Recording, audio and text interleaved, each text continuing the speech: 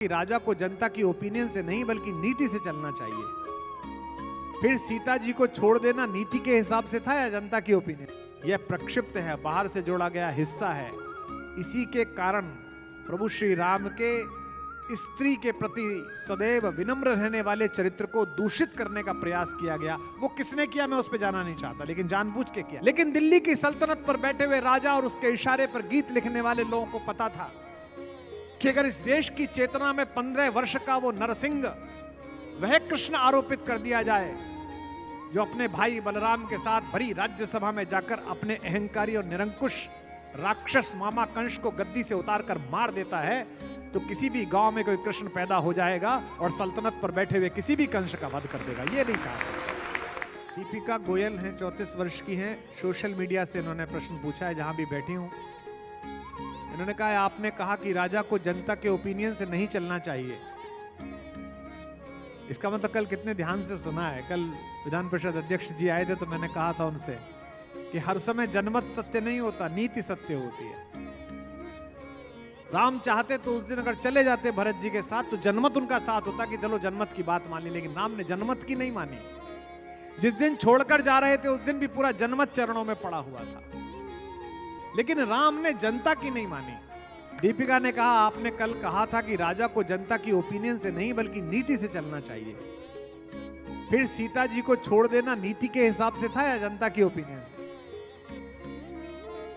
पहली बात तो दीपिका के साहस के लिए जोरदार तालियां बजाइए।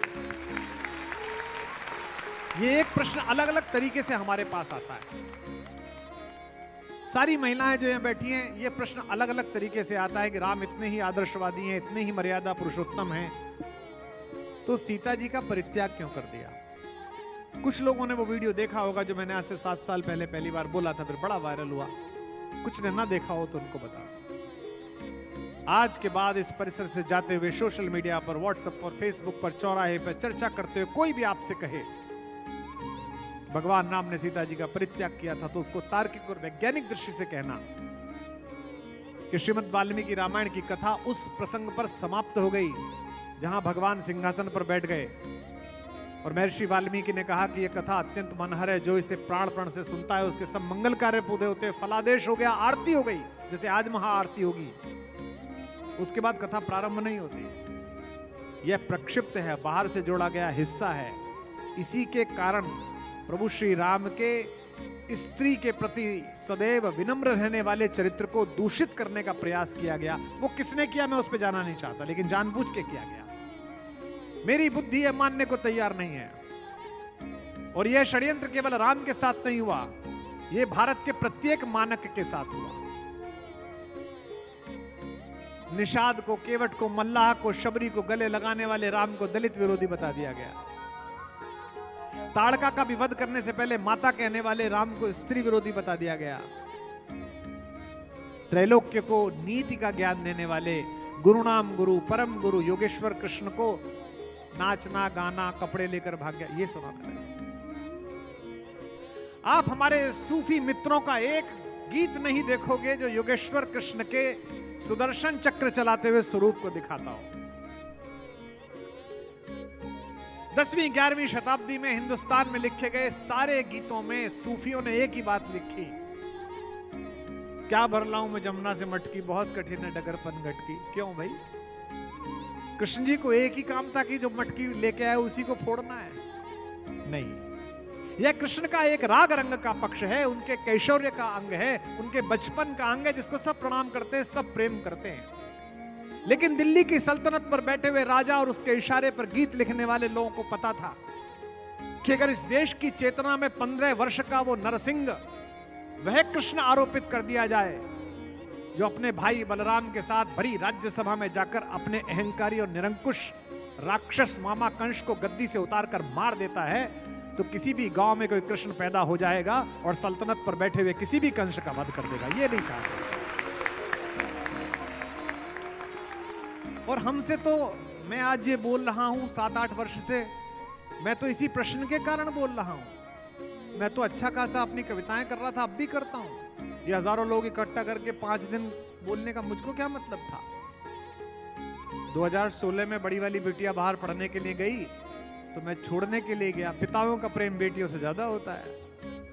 तो उसके हॉस्टल में सामान सजाते समय मैं मानस का एक गुटका भी ले गया था, एक प्रति भी ले गया था, शब्दार्थ सहित लपेट के सब लाल कपड़े में। मैंने उसको कहा कि बेटा ये ठंडा प्रदेश है, बहुत बर्फ पड़ेगी, डिप्रेशन होगा, मन खराब होगा। अभी तक तो सुबह उठते ही पहला चेहरा हमारा दिखता है, हमें तुम्हारा दिखता है। 10 घंटे दूर तो हैं, कभी भी कुछ मन खराब हो तो इसको पढ़ना, मानस पढ़ना, 10 पेज पढ़ना रोज। विनम्रता से उसने कहा ठीक है पढ़ लूंगी। उसके 6-8 महीने बाद एक कार्यक्रम था, किसी में गया तो फिर उसके घर हॉस्टल गया। वो बिटिया तैयार होने में देरी लगाने लगी तो मैं ऊपर ही कमरे में चला गया, सामान अमान देखा। लड़कियों का कमरा वैसे भी थोड़ा साफ सुरुचिपूर्ण, अच्छा बुरा, पुरुष बुरा ना माने, मतलब जो हमारे कई मित्र हैं जिनके 2-2 बेटे हैं, तो मैं उनसे अक्सर कहता हूं कि बच्चे घर आए हुए हैं, कैसा लग रहा है? बोले भाई साहब ऐसा लग रहा है घर में हॉस्टल खुल गया है, तो बहुत अच्छा आ रहा है, इधर जीन्स पड़ी है, इधर कुछ पड़ा है। लड़कियों का कमरा एकदम सलीकेदार। उस सलीके में वो पुस्तक यूं ही लिपटी हुई रखी है। मैंने कहा बेटा ये पढ़ी? नहीं पढ़ेंगे पापा, पढ़ेंगे। फिर 8-9 महीने बाद किसी कार्यक्रम में गए, फिर देखा, फिर वही। तो मैंने थोड़ा नाराजगी से कहा कि अगर मैंने तुमसे कहा है इसे पढ़ो तो पढ़ना चाहिए था। तो टेम्स नदी के किनारे टहलते टहलते कहीं खाना खाने जा रहे थे, उसने मुझसे कहा आप मुझे इतना जोर दे रहे हो, मैं उस हीरो की कहानी कैसे पढ़ लूं जिसने अपनी प्रेग्नेंट वाइफ को घर से निकाल दिया। मैंने उसको कहा कि ऐसा कब हुआ?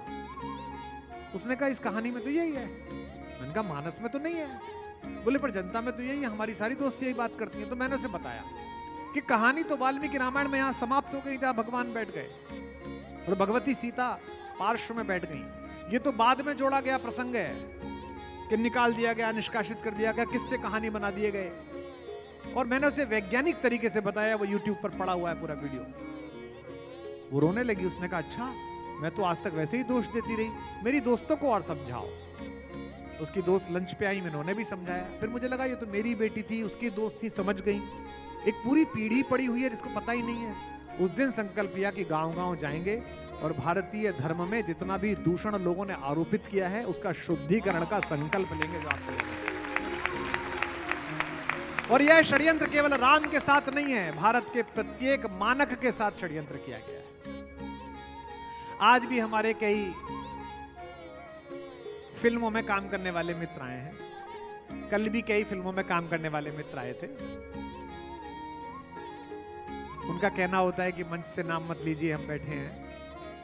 कई वेब सीरीज में बड़े अच्छा काम करने वाले सुपरस्टार कुछ दोस्त आए हैं, मुझे माफ करेंगे। भारतीय नायकों के दूषण में अगर योगदान है किसी का बड़ा, तो इस माया नगरी मुंबई में फिल्म इंडस्ट्री के लोगों का भी है। मैं किसी धर्म की बुराई नहीं कर रहा, और आपको ठीक लगे, मेरे कलेजे में चुभता है, आपके में भी चुभे तो मुझे बताइए ऐसा कैसे हो गया कि हर एक फिल्म में, बहुधा हर एक फिल्म में जो लंपट बनाया है, जो लालची बनाया है, जो कामी बनाया है, जो बेवकूफ बनाने वाला बनाया है, वो मंदिर का पुजारी बनाया है। किसी और धर्मस्थल के आदमी को दिखाने की हिम्मत आपकी क्यों नहीं हुई? क्योंकि जहां आपके स्टूडियो हैं वहां आग का तांडव होगा अगर आपने किसी के ऊपर दिखा दिया। ये केवल ये सहिष्णु समाज है जो सहता रहा, कुछ भी दिखाते रहे। एक ऐसा दैवीय व्यक्तित्व, एक ऐसा देवर्षि विष्णु भी जिसके आने पर स्नेह पूर्वक उसे आसन देते हैं। इस पृथ्वी पर भक्ति अगर किसी ने भी सीखी तो देवर्षि नारद के माध्यम से सीखी। बाकी लोग ब्रह्म ऋषि हैं, महर्षि हैं, नारद देवर्षि हैं, देवताओं के ऋषि हैं। प्रहलाद के जीवन में भक्ति नहीं थी, प्रहलाद के जीवन में भक्ति नारद जी ने पहुंचाई। ध्रुव के जीवन में भक्ति नहीं थी, नारद जी ने पहुंचाई। माता पार्वती के माता पिता तो दुखी हो गए थे ज्योतिषी को हाथ दिखाने के बाद, जब ज्योतिषी ने कहा इसका पति तो अधनंगा होगा, शमशान में रहेगा, कुछ भी खाएगा, नहाएगा नहीं। उसने पता नहीं कहाँ शादी होगी। सबसे पहली बार जाके नारद जी ने कहा निश्चिंत रहिए, अमंगल नहीं है, मंगल है। दुनिया के कल्याण के लिए अपने कंठ में हलाल धारण करने वाला महादेव तुम्हारा दामाद बनने वाला है, प्रसन्न हो जाओ। कहा जगदम्बा तू पुत्री है, क्योंकि हिमालय की बेटी है, लेकिन मैं जानता हूं तू मां है, जा तपस्या कर। माता पार्वती के जीवन में भक्ति उतारने वाले नारद हैं। इसी मुंबई की माया नगरी में बैठकर कुछ लंपटों ने इतने बड़े देवर्षि व्यक्तित्व को, भक्ति के अवधारणा को पृथ्वी पे लाने वाले नारद को जोकर बनाने का अपराध किया, जिसका दंड इन्हें मिलना चाहिए।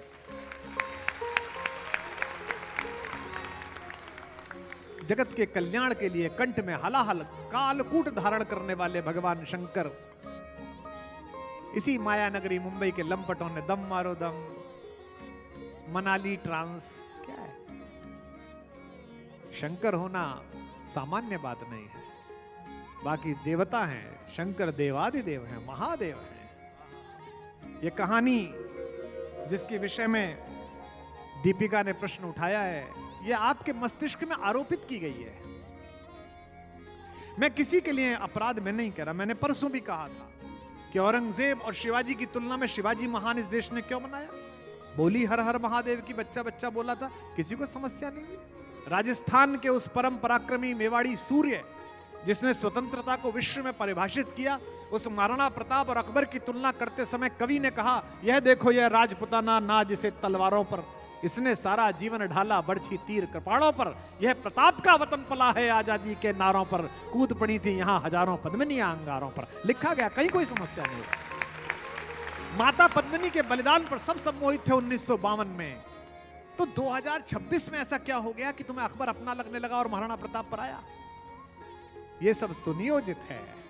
और अगर ये सुनियोजित षड्यंत्र करोगे तो हम भी एक सुनियोजित मुहिम लगाएंगे कि हम गांव गांव जाकर ऐसे हजारों लोगों को इकट्ठा करके जागरण पैदा करेंगे, उनके अंदर जागृति पैदा करेंगे। और सबसे बड़ी भरोसे की बात यह है कि भारत का गर्वबोध पुनः जागृत हो रहा है। भारत अपने नायकों को पहचान रहा है। हमें नहीं पता धुरंधर असली फिल्म है कि नहीं, हमें नहीं पता कि वो आदमी वो है नहीं जो दिखाया है। जो उसमें आदमी दिखाया है वो भी हमारा निकट है, वो भी हमारा बड़ा भाई है। जो चला रहा है उस पूरे खेल को, उनकी कृपा भी हम पर है, बड़ा स्नेह है, 20-25 साल से उनसे संबंध है। हमें नहीं पता वो असली है कि नहीं, हमने पूछा भी नहीं। जिसने बनाई फिल्म वो छोटा भाई है हमारा, उसकी पत्नी वो बिटिया हमारी बहू है, उससे भी नहीं पूछा भैया तूने सच बनाई है। लेकिन अगर बनाई है और भारत की ओर से एक लड़का जाकर विपरीत देश में जो हमारे खिलाफ षड्यंत्र रचता है, अगर वह भारत के दुश्मनों को परास्त कर रहा है, तो भाई साहब इस देश में बैठ के आपको दर्द क्यों हो रहा है? आपकी क्यों परेशानी है कि आप कह रहे प्रोपेगेंडा फिल्म है? भारत अपने मानकों की तरफ जागरण से भरा हुआ है। कहते हैं धर्मनिरपेक्ष देश है, ऐसा नहीं होना चाहिए। धर्म से निरपेक्ष कुछ हो सकता है क्या? यहां बैठे हुए हजारों लोगों आज सोचना धर्म क्या है, धर्म की क्या परिभाषा है, एक दूसरे से पूछना धर्म का क्या मतलब है। मैं अक्सर पूछता हूं, बच्चे जहाज में मिल जाते हैं, कोई ट्रेन में कहीं मिल गया, प्लेन में मिल गया, सर आजकल आप स्पिरिचुअल, मैं पूछता हूं अच्छा तुम बताओ व्हाट इज रिलीजन, धर्म क्या है? कोई कहता है पूजा करना, कोई कहता है मंदिर जाना, कोई कहता है गीता पढ़ना, कोई कहता है मानस पढ़ना। नहीं, ये सब धर्माभास है, ये सब धार्मिक क्रियाएं, धर्म नहीं है। अब परिभाषा बता रहा हूं, इसे याद रखना जीवन भर, पूरे जीवन याद रखना। किसी पदार्थ, व्यक्ति, वस्तु, स्थान का वह मूल गुण जिसके विलोप हो जाने से वह वैसा ना रहे, वह धर्म है।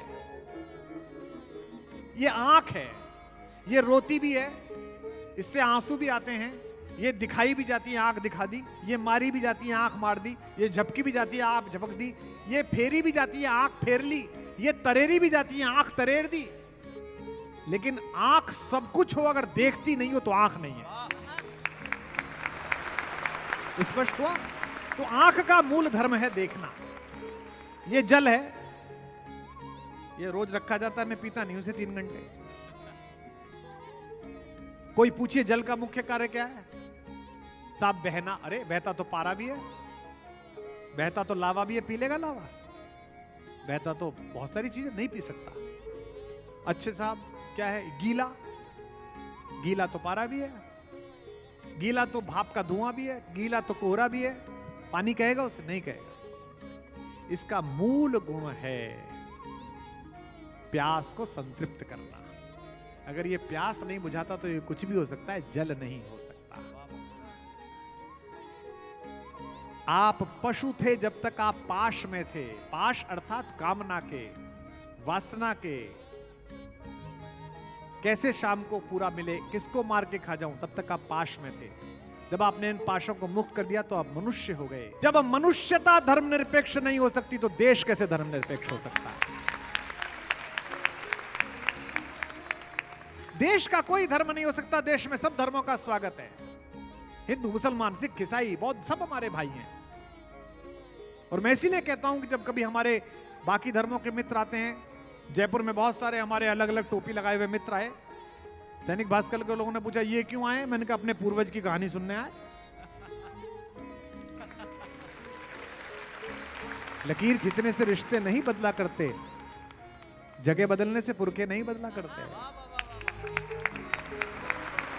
300 साल, 400 साल, 500 साल, 700 साल कोई दुर्घटना हो गई होगी, किसी स्टेशन पर इनकी जन्मपत्री खो गई थी, इसमें क्या दिक्कत है? 3 घंटे की 300 साल की फिल्म है, एंड तक आएगी। जब तक 100, 150, 200 साल बाद तो सब वहीं मिलेंगे। ये तो मुंबई है, कितनी भी हमारा अकबर एंथोनी बना लो, एक गिरजाघर जाता है, एक मजार पे जाता है, अंत में सबका बाप कन्हैया लाल निकलता है। भाई बताया,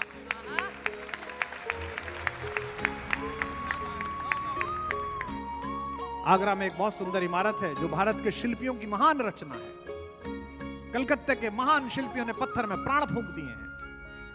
उसके अंदर 2 कब्रें हैं, एक बादशाह है और उसकी न जाने कौन से नंबर की बेगम है। लोग कहते हैं ये प्रेम का प्रतीक है, ये सब कुछ है, ये बहुत सुंदर है, ये 7 अजूबों में एक है, मुझे भी बहुत प्रिय है, मैं भी फोटो खिंचवाता हूं। प्रेम का प्रतीक ना कहो। इस देश में बड़ा अजीब ताज्जुब है, कोई भी बड़ा नेता आता है तो उसको घुमाने के लिए उस तथाकथित प्रेम के प्रतीक पे ले जाते हैं। वो इमारत सुंदर है, वो मेरे देश के पत्थर से बनी है। मेरी रत्न प्रसवनी भारत माता के गर्भ से निकले हुए दूध जैसे संगमरमर में प्राण फूके इस देश के बेटों ने। बहुत सुंदर इमारत है, लेकिन प्रेम का प्रतीक नहीं है। अगर कभी अवसर मिले आप में से किसी को या हमें मिले और हमसे कहा जाए कि ये रूस के राष्ट्रपति आए, इनको प्रेम का प्रतीक दिखाओ, तो आगरा ले जाने से बेहतर तो मैं उसे बिहार में उस गली में ले जाऊंगा, उस सड़क पर जहां एक पर्वत से गिरती हुई अपनी गर्भवती पत्नी को देखकर एक सामान्य मजदूर ने हथौड़ा उठाया और दशरथ मांझी बनकर रास्ता निकाल दिया। वो ज्यादा बड़ा प्रेम का। अगर प्रेम का ही प्रतीक दिखाना है पुतिन को, तो धनुषकोटी ले जाओ और हेलीकॉप्टर में बैठाकर राम सेतु के पत्थर दिखाओ जिस पर एक प्रेमी चलकर गया था प्रेमिका को लेने। दुनिया में ऐसा प्रेमी देखा गया है जो अपनी पत्नी को लेने के लिए सागर के जल पर पुल बना दे। भारत अपने राजनीतिक दुशाले उतारकर अपने सांस्कृतिक चिन्हों को तलाश रहा है, तो लोगों को बेचैनी है, कुछ दिन बेचैनी तो होगी, इसमें क्या कष्ट है? शुरू में गरीबी होती है तो हमें अपने केवल पिताजी का नाम पता होता है, दादाजी का नाम पता होता है। अमीरी आ जाती है तो परदादा के बारे में सोचते हैं, और अमीरी आ जाती है तो लोगों को लगा देते ढूंढने के लिए कि हमारा निकास कहां से है। भारत उस समृद्धि के स्तर पर आ रहा है, तो अभी तक जो हमें फर्जी दिखाए गए थे उनको बाहर रखकर असली पिताजियों को ढूंढ रहा है, दादाओं को ढूंढ रहा है, माताओं को ढूंढ रहा है।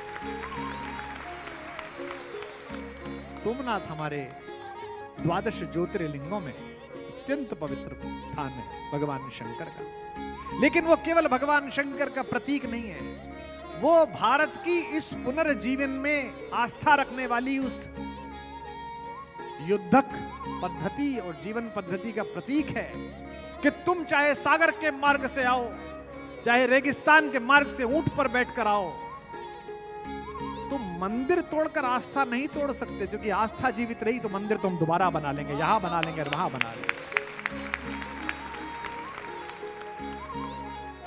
गोस्वामी तुलसीदास जी की बड़ी कृपा इस देश पर है। इस देश पर बड़े आक्रमण हुए, हम हारते चले गए। 500 वर्ष पहले एक तपस्वी ने, एक साधु ने, एक महात्मा ने, एक पुण्य श्लोक आत्मा ने, पूज्यपाद गोस्वामी दास जी ने, तुलसीदास जी ने श्री रामचरितमानस का प्रणयन किया। बाहर से लड़ने जो आया था उसको इस बात का तो अभ्यास था कि तलवार उठे तो तलवार कैसे तोड़नी है, चाकू उठे तो चाकू से कैसे तोड़ना है। उसे यह पता नहीं था कि तलवार उठे तो श्रद्धा कैसे तोड़नी है। जिस अयोध्या जी में आज भगवान विराजमान है और जहां जाने के तुम टिकट कराते हो और जहां 2 साल पहले खड़े होकर हम रो रहे थे, उसी अयोध्या जी में हाल ये था कि अगर माथे पर त्रिपुंड है जो मैंने लगा रखा है और सामने से नवाब साहब का सैनिक आ जाए तो साधु को पीठ करनी पड़ती थी दीवार की तरफ, अन्यथा 2 टका का जुर्माना लगता था। जिनको महान बताकर फूल सूंघते हुए फोटो छापा तुमने 6ठी क्लास में, ये महान थे। देखे थे ना एक सुल्तान, वो फूल ही सूंघते रहते थे। एक बच्चे से पूछा किसी ने कि अकबर कौन था? बोले हमारी 6ठी किताब के 36वें पन्ने पे था। बोले क्या करता था? बोले नाक के आगे गुलाब का फूल सूंघता था।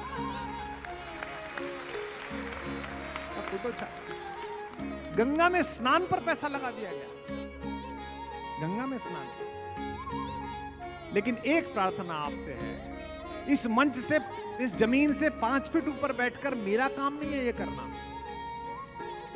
आप अपने हिस्से का काम नहीं करोगे तो काम नहीं होगा। और ये बड़ा शुभ संकल्प है कि नए साल पर